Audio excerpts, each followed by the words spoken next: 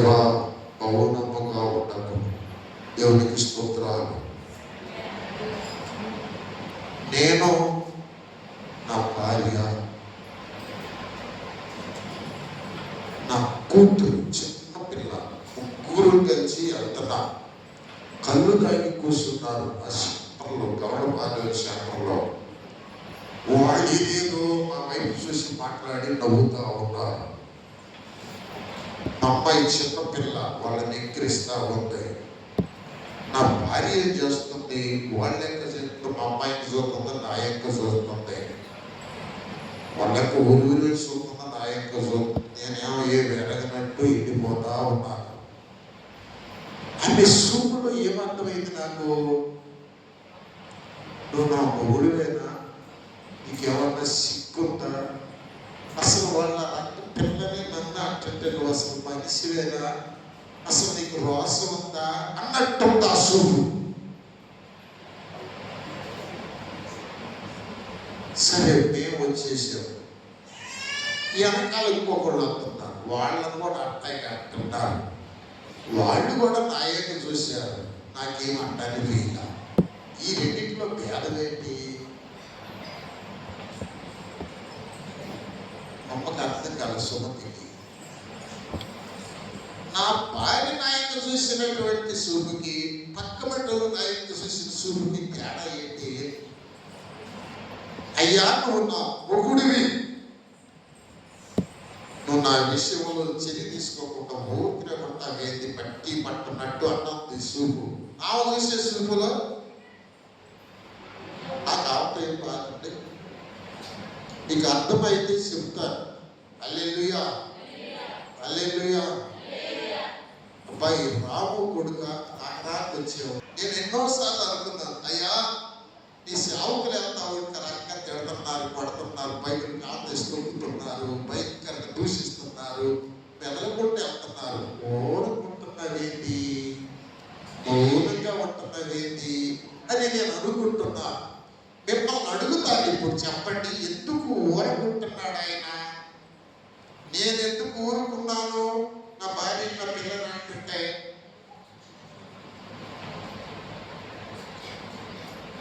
కట్ట కట్ట పాప సంకటము పోకుండకింత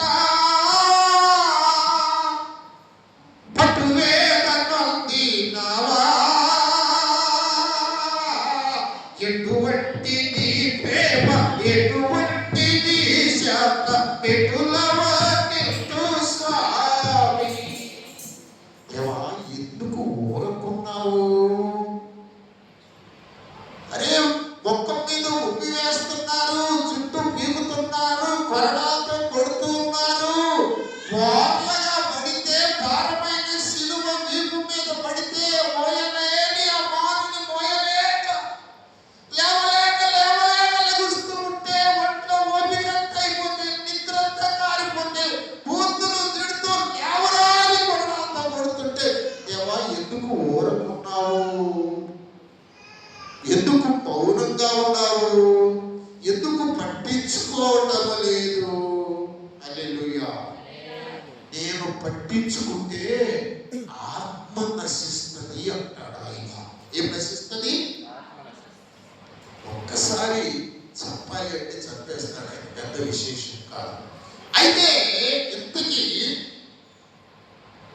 నేను చెప్పింది ఏంటంటే, దావీదు ఒక మాట అంటాడు. దయచేసి అది కూడా చదువమ్మా క్రీస్తుల కీర్తన 28లో 1 నుంచి 6 వచనాల దాకా గబగబ చదివేసి ఇది కూడా చెప్పేసి ముందుకు వెళ్ళిపోతాను.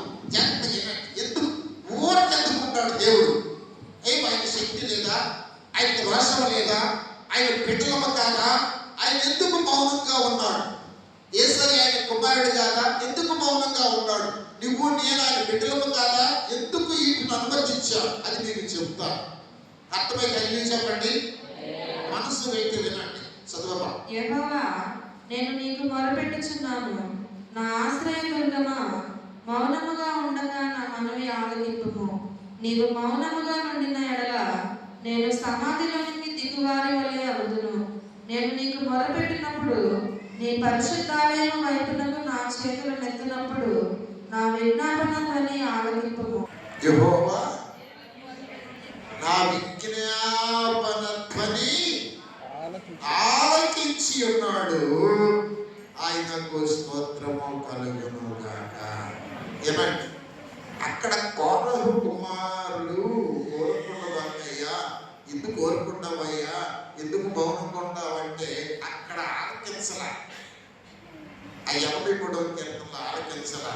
ఈయన అయ్యా నువ్వు మౌనంగా ఉన్నావేంటి, నువ్వు ఊరుకున్నావేంటి, నువ్వు ఇటు మౌనంగా ఉంటే నేను సమాధిలోకి వెళ్ళిపోతాను అయ్యా, నీ పరిశుద్ధాలయంలో చేతులెత్తి ప్రార్థిస్తున్నానయ్యా, ఏంటి మౌనంగా ఉంటావు అని ప్రార్థన చేస్తుంటేనంట ఆయన మౌనంగా లేడంట, ఆయన రంగంలోకి దిగాడంట. హల్లెలూయా చెప్పండిరా. ఆయన రంగంలోకి దిగితే ఎక్కడుంటుందో తెలుసా? హల్లెలూయా హల్లెలూయా. చాలా అద్భుతంగా ఉంటుంది, చాలా అద్భుతంగా ఉంటుంది. గిజ్యోను ఓటి కుండను తీసుకో, దివిటీని తీసుకో, ఒట్టి కుండను దివిటీ తీసుకొని కేకలు వేయండి. ఓకే హల్లెలూయా. కత్తి తీసుకోవద్దు, నరకొద్దు, పోట్లాడద్దు, ఏం చేయొద్దు. మీరు 300 మంది ఉన్నారు, వాళ్ళు లక్షల మంది ఉన్నారు, పడుకొని నిద్రపోతున్నారు. ఓ చాలా దూరం చుట్టూ కూర్చోండి. మీరు కుండలు తీసుకోండి, ఓటి కుండల్లో దివిటీ పెట్టండి. మీరు ఏం చేస్తారంటే చుట్టూ కూర్చొని ఒక్కసారి కుండని కామని పడగొట్టండి అందరూ ఒక్కసారి వేద శబ్దం వస్తుంది. దివిటీని పైకి ఎత్తండి. యెహోవా కట్టుకో, గిట్టి కట్టుకో, యెహోవా కట్టుకో, గిట్టి కట్టుకో. అక్కడే కూర్చొని అదుగుతా ఉన్నాడు, వాళ్ళు కూర్చుకొస్తాడు. హల్లెలూయా. ఒక్క మనిషిని చంపినట్టుగా 1,00,000 మంది చంపేస్తారు. అంటే కుండలను ఒకేసారి నార్మల్ మొదలు పెట్టారు, డ్యూటీని నెత్తులు పట్టుకున్నారు, అక్కడే ఎంత మొదలు పెట్టారు. యెహోవా కట్టుకో, గిద్దెం కట్టుకో, యెహోవా కట్టుకో, గిద్దెం కట్టుకో అంటూ ఉన్నారు. వాళ్ళు బాగా నిద్రలు చుట్టూ వెళ్తున్న కేకలు, ఎవరినెవడు పడుతున్నాడో తెలియదు. వాళ్ళు కూడా వచ్చారు. అట్టుంటుంది ఆయన రంగంలో దిగితే, ఆయన రంగంలో దిగి అట్టుంటుంది. కానీ రంగంలో దిగట్లేదే. వాళ్ళ విషయంలో రంగం దిగలేదు, దావీదు విషయంలో రంగంలో దిగాడు. అందుకని 6వ వచనం చదవరా, 6వ వచనం చదువు. యెహోవా నా విజ్ఞాపనధ్వని ఆలకించి ఉన్నాడు, ఆయనకు స్తోత్రము కలుగును గాక. ఆయనకు స్తోత్రం కలుగును గాక. తర్వాత యెహోవా నా ఆశ్రయము, నా కేడము, నా ఆశ్రయం, నా హృదయము ఆయన యందు నమ్మిక ఉంచును గనుక నాకు సహాయము కలిగెను. చాలు. హల్లెలూయా. ఎవరి ఊరకుండా సహాయం చేయ మౌనకుండా మనమంటే దానికి సహాయం చేశాడండి. మనం అడుగుతుంటే మనకి ఎందుకు సహాయం చేయట్లేదు? 1000 సంవత్సరాల క్రితము మరి ఆ కోరహు కుమారుడు ప్రార్థన చేస్తే ఎందుకు సహాయం చేయట్లేదు? నేను మీతో చెప్తాను, జాగ్రత్తగా వినాలని మనవి చేస్తున్నాను. చాలా జాగ్రత్తగా వినాలి. 1 పేతురు పత్రిక 4వ అధ్యాయం 17 నుంచి సహాయం చేయమా. 1 పేతురు పత్రిక 4వ అధ్యాయం 17 నుంచి. తీర్పు దేవుని ఇంటి యొక్క ఆరంభమగు కాలము వచ్చి ఉన్నది. అది మన యొద్దనే ఆరంభమైతే దేవుని సువార్తకు అవిధేయులైన వారి గతి ఏమవును? మరియు నీతిమంతుడై రక్షించబడుట దుర్లభమైతే భక్తిహీనులను పాపియు ఎక్కడ నిలుతురు? కాబట్టి దేవుని చిత్త ప్రకారం బాధపడువారు, దేవుని చిత్త ప్రకారం బాధపడువారు సత్ప్రవర్తన గలవారై నమ్మకమైన సృష్టికర్తకు తమ ఆత్మలను అప్పగించుకోవాలి. ఇక్కడ జాగ్రత్త. 19వ వచనం మళ్ళీ ఒకసారి చూడండి, చదవమ్మా. కాబట్టి దేవుని చిత్త ప్రకారం బాధపడువారు, ఇక్కడ ఏంటంటే బాధపడువారు 2 రకాలు. అమ్మా ఇంటున్నారా? కుర్చీలో కూర్చున్నవాడు ఒకసారి నా వైపు చూడండి. బాధపడేవారు 2 రకాలు. ఒకళ్ళు దేవుని చిత్త ప్రకారం బాధపడేవారు, రెండవ వారు తమ తప్పులు చేసి బాధపడేవారు. దేవుని చిత్తానికి వ్యతిరేకంగా బ్రతికి బాధపడేవారు. మనుషుల్లో 2 రకాలు. ఓ హల్లెలూయా. తప్పులు చేసి ఏమండి ప్రార్థన చేయకుండా ఇష్టానుసారంగా బ్రతికి ఏవేవో దేవుని సొమ్ములన్నీ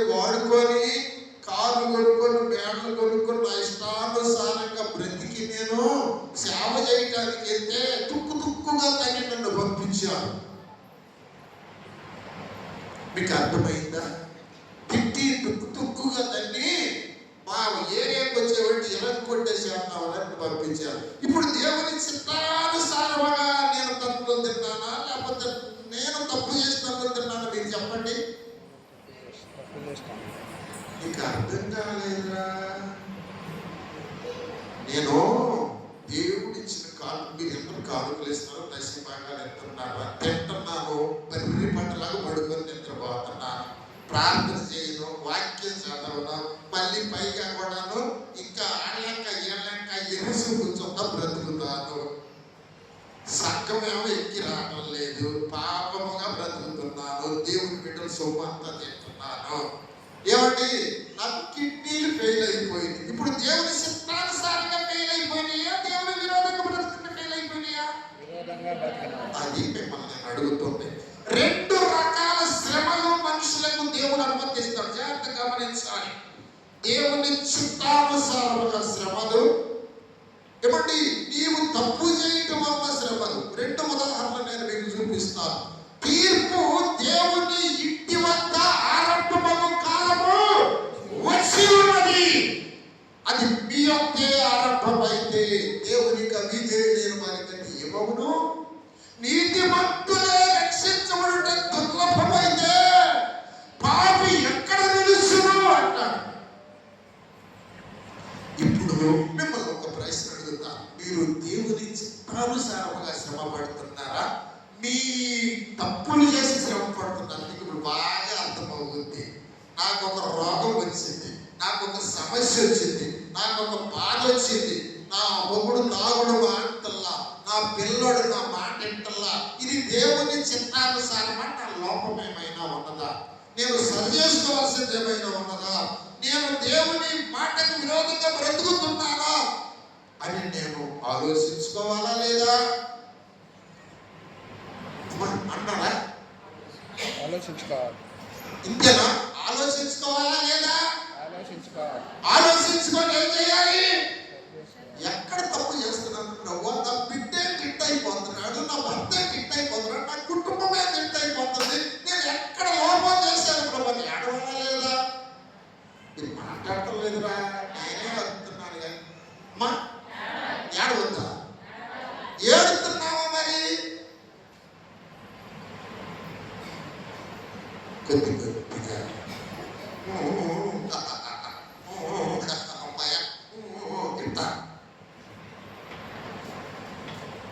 ఎక్కడ లోపం? దేవుని చిత్తానుసారంగా కదా. రెండో ఉదాహరణ మీకు చెప్తా, జాగ్రత్తగా వినండి. హల్లెలూయా, హల్లెలూయా. దేవుని చిత్తానుసారముగా, దేవునికి వ్యతిరేకముగా. ఓకే, ఒక మాట సహాయం చేయరండి, ఒక మాట సహాయం చేయండి. దేవునికి స్తోత్రం. 1వ దినవృత్తాంతాల గ్రంథం 21వ అధ్యాయం. త్వరగా తీయమ్మ, చూడండి, బైబిల్ చూడండి, నేను గుర్తుగా ముగిస్తాను. 1వ దినవృత్తాంతాల గ్రంథం 21వ అధ్యాయం 7వ వచనం. ఈ కార్యము దేవుని దృష్టికి ప్రతికూలమగుట చేత, ఈ కార్యము దేవుని దృష్టికి ప్రతికూలమగుట చేత ఆయన ఇశ్రాయేలీయులను బాధ పెట్టెను. ఇశ్రాయేలును బాధ పెట్టాను. దావీదు నేను ఈ కార్యము చేసి అధిక పాపము తెచ్చుకొంటిని, నేను ఈ కార్యము చేసి అధిక పాపము తెచ్చుకొంటిని, నేను మిక్కిలి అవివేకముగా ప్రవర్తించితిని. ఇప్పుడు నీ దాసుని దోషము పరిహరించుమని దేవునితో మొరపెట్టగా, యెహోవా దావీదునకు దర్శకుడను గాదుతో ఇలాగ సెలవిచ్చెను. 14 వచనం చదవరా. 14 కావున యెహోవా ఇశ్రాయేలీయుల మీదకి తెగులు పంపగా, ఇశ్రాయేలీయుల మీదకి తెగులు పంపగా ఇశ్రాయేలీయులలో 70,000 మంది చచ్చిరి. ఎంతమంది చచ్చిపోయారయ్యా? అబ్రహాము సంతానం ఒక 10 మంది చచ్చిపోతే, మా పెద్దరావు వచ్చిన పనిలో ఎవరొస్తూ 10 మంది చచ్చిపోతే సావుకులందరూ గుర్తొచ్చి ఉపవాసపడాలు అవుతామని చెప్పి రేపు 10 గంటల దాకా ఏడుతూ ఉంటారు. సావులందరూ కలిసి 10 మంది ఎవరు చచ్చిపోతే పెళ్లిగా 2-3 రోజులు పోకూడదు. ఏమైంది? తెగులు వచ్చింది. ఎందుకు వచ్చింది తెగులు? సేవకులు జీవించాలని జీవించుకోలేదు, సేవకులకు భారం లేదు, ప్రార్థన లేదు, వేషాలు వేసుకుంటూ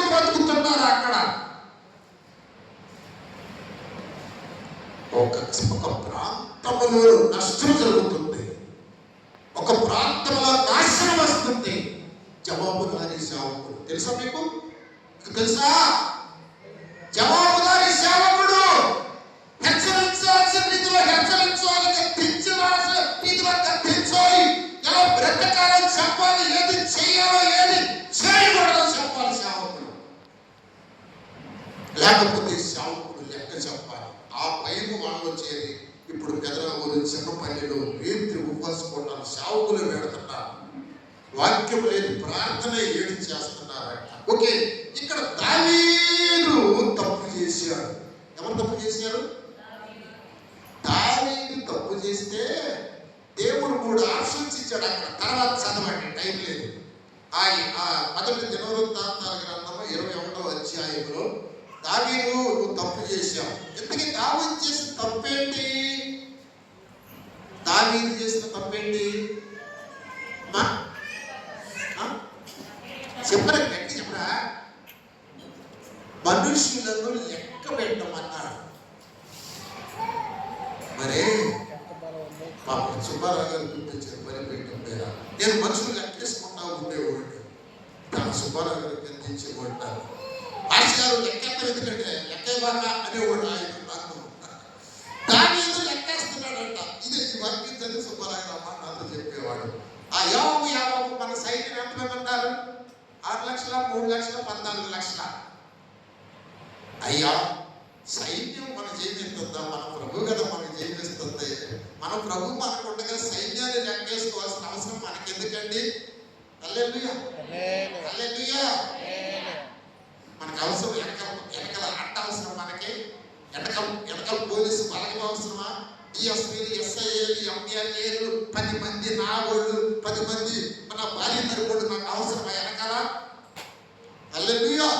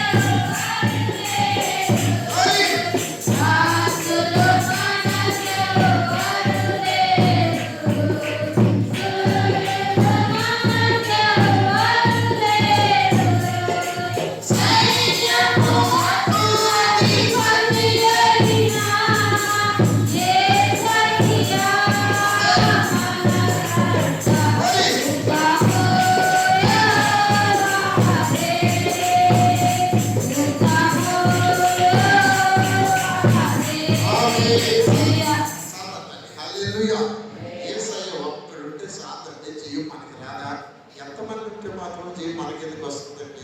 ఆయన ఒక్కటి చాలండి. నీకు యేసయ్య ఉంటే చాలండి. యేసయ్య ఒక్కటి మర్చిపోతే లోకమంతా నీకు శత్రువులైన చేయమనిదే. కానీ దావీదు ఏం చేసినట్టే లెక్క పెట్టి అయ్యే ఏంత మాట ఎప్పుడు అనలేదు. లెక్క పెట్టు, నోరు మూసుకొని సైన్యం లెక్క పెట్టమంటాడు. లెక్క పెట్టి వచ్చి చెప్తాడు. దేవుడికి కోపం వస్తుంది. ఏం దావీదు, నేను లేనా? నీకు సైన్యం కావాలా? ఇదిగో నీకు 3 ఆప్షన్స్ ఇస్తున్నాను, ఏది కావాలని కోరుకు అంటాడు. చదవమ్మాయి తీసుకెళ్ళాను అంటుంటే కుదరదు. ఏంటో 3 ఆప్షన్ కావాలి, చదవాలి. ఎక్కడో వెళ్ళింది ఆ పిల్ల. తీసుకొచ్చాను. స్తోత్రం, హల్లెలూయా. మొదటి దినవృత్తాంతాల గ్రంథము 21వ అధ్యాయం చూడు. ఎక్కడ నీకు 3 ఆప్షన్స్ ఇచ్చాను అంటాడు. ఎన్నో వచ్చిన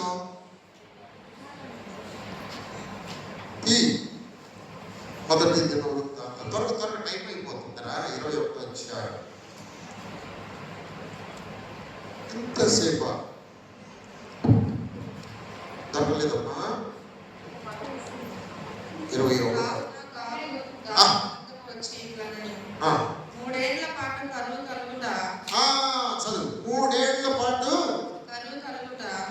3 నెలల పాటు నీ శత్రువులు కత్తి దూసి కలిసి ఆ, నిన్ను తరుమగా ఆ, నీవు వారి ఎదుట నిలవలేక నశించిపోవుట. ఆ, 3 దినముల పాటు దేశమందు యెహోవా కత్తి అనగా ఆ. తెగులు నిలిచిన చేత యెహోవా దూత ఇశ్రాయేలీయుల దేశమంతటా నాశనము కలుగజేయుట అను వీటిలో ఒకదానిని నీవు కోరుకొనమని యెహోవా చాలు సెలవిచ్చుచున్నాడు. చాలు చాలు హల్లెలూయా. ఏమంటే జాగ్రత్త అమ్మ జాగ్రత్త. నీ కుటుంబాలు ఎందుకు కష్టాలు ఉంటాయి, బిడ్డలు ఎందుకు ఇంత అయిపోవాలి, కళ్ళ ముందు చూస్తా ఉంటే మీరు పాడైపోతున్నారు, నాశనం అయిపోతున్నారు, డ్రగ్స్ అలవాటు పడిపోతున్నారు, కాపు బూతులు ఎండిపోతున్నారు, కిడ్నీలు లివర్లు పాడైపోతున్నాయి, కళ్ళ ముందే దుష్టుడు బంధించి ఈడ్చుకుపోతున్నాడు, నాశనం చేస్తున్నాడు. ఏంటి కారణం నాకు తెలుసా? ఎందుకైనా ఓడుకున్నాడు, ఎందుకైనా మౌనంగా ఉన్నాడు. నువ్వు మాత్రం పట్టించుకోవు, ఆయన మాత్రం పట్టించుకోవాలా? నువ్వు మాత్రం ఆయన దగ్గరికి వెళ్ళి ఏడవో, ప్రార్థన చెయ్యమంటే అంటే ఆయన మాత్రం మౌనంగా ఉండకూడదా? నువ్వు మాత్రం మౌనంగా ఉంటా, ప్రార్థన చేయలేవు, ఏడవలేవు, కళ్ళంటే నీళ్ళు రావు, చచ్చిపోయిన తర్వాత ఎడుతా అయ్యో ఎడుతా పట్టిపుణ్యంగా పాడైపోతుంటే నువ్వు పట్టించుకోకూడదా? నువ్వు ఏడవకూడదా? నీ కన్నీటితో ఆయన పాదాలు గడపకూడదా? ఆయన జాలి లేని దేవుడా, ఆయన కనికరం లేని దేవుడా? దావీదు నన్ను విసర్జించా, నన్ను లెక్క చేయలేదు, ఇదిగో జనను నమ్ముకుంటావా నువ్వు, ఇదిగో కూడా ఆప్షన్స్ ఇస్తున్నారు నీకు, ఏది కావాలో కోరుకో, ఏ శిక్ష కావాలి నీకు, కొడుకు చావాలా, మొగుడు చావాలా, నువ్వు చావాలా, ఎటువంటి శిక్షణ? హలో, కొద్దిగా కఠినంగా ఉంటుంది ఈ మాట, వాస్తవాలే. నువ్వు చేసే తప్పులకి నీ మొగుడు చావాలా, నీ కొడుకు చావాలా, నువ్వు చావాలా, లేకపోతే నీ దరిద్రం రావాలా, లేకపోతే నీ రోగం రావాలా, ఏది కోరుకో, ఒకటి కోరుకో అన్నట్టుగా దావీదు అన్నాడు. 3 ఆప్షన్స్ ఇస్తున్నాను, ఏది కావాలో కోరుకో, నీ చేతుల్లోనే పడితే మంచిదయ్యా. 3 దినాలు తెగులు కోరుకున్నాడు ఆయన. ఎన్ని రోజులు? 3 రోజులు తెగులు కోరుకున్నాడు. 3 రోజులు తెగులు కోరుకుంటే ఏం జరిగింది అంటే, ఇప్పుడు చదవమ్మాయి 14వ వచనం, 14వ వచనం చదవతాయి. కావున యెహోవా ఇశ్రాయేలీయుల మీదకి తెగులు పంపగా ఇశ్రాయేలీయులలో 70,000 మంది చచ్చిరి. ఇక్కడ ఆగట్లేదు, ఎంతమంది చచ్చిపోయారా? మన కాలనీలో ఎంతమంది ఉంటారా? ఏమనుకోకరా, చూపించండి. ఇటువంటి కాలనీలు ఎన్ని కాలనీలు తెలిసిపోయి ఉంటాయి. దావీదు చేసిన ఒక చిన్న పని దేవుడికి ఇదే పొందేందుకు 70,000 మొత్తం 1000 మంది ఉంటారండి మన కాలనీలో. తిప్పితే 300 మంది ఉంటారు. పిల్లలు చదువుతూ ముసలాడుతుంది మొత్తం లెక్కేసుకుంటారు. ఎంతసేపు అండి తెలిసేయాలంటే దేవుడు మన అవిదే, మన అతిక్రమం, మన గర్వం, మన అక్క దావీదు చేసిన ఒక చిన్న తప్పు అవిధేయతకు తీర్పు వచ్చింది. 70,000 మంది చచ్చిపోయారు. దావీదు ఏడుస్తా ఉన్నాడండి, దావీదు ఏడుస్తా ఉన్నాడు. దేవా, తప్పు చేసింది నేను కదయ్యా, అమ్మ సహాయం చేయ. తర్వాత దేవుడు ఒక దూతను పంపెను. అతడు నాశనం చేయబోచుండగా యెహోవా చూచి ఆ చేటు విషయమై సంతాపం ఉంది, నాశనం చేయి దూతలతో చాలును, ఇప్పుడు నీ చేయి ఆపమని సెలవీయగా ఆ దూత యెబూసీయుడైన ఒర్నాను కళ్ళమునొద్ద నిలిచెను. దావీదు కన్నులెత్తి చూడగా భూమి ఆకాశముల మధ్యను నిలుచుచు వరదీసిన కత్తి చేత పట్టుకొని దానిని యెరూషలేము మీద చాపిన యెహోవా దూత కనబడెను. అప్పుడు దావీదును పెద్దలను గోనెపట్టలు కప్పుకొనిన వారై సాష్టాంగపడగా, దావీదు జనులను ఎంచమని ఆజ్ఞ ఇచ్చేవాడును నేనే కదా, పాపము చేసి చెడుతనము జరిగించిన వాడును నేనే కదా, గొర్రెల వంటి వారు వీరేమి చేశారయ్యా?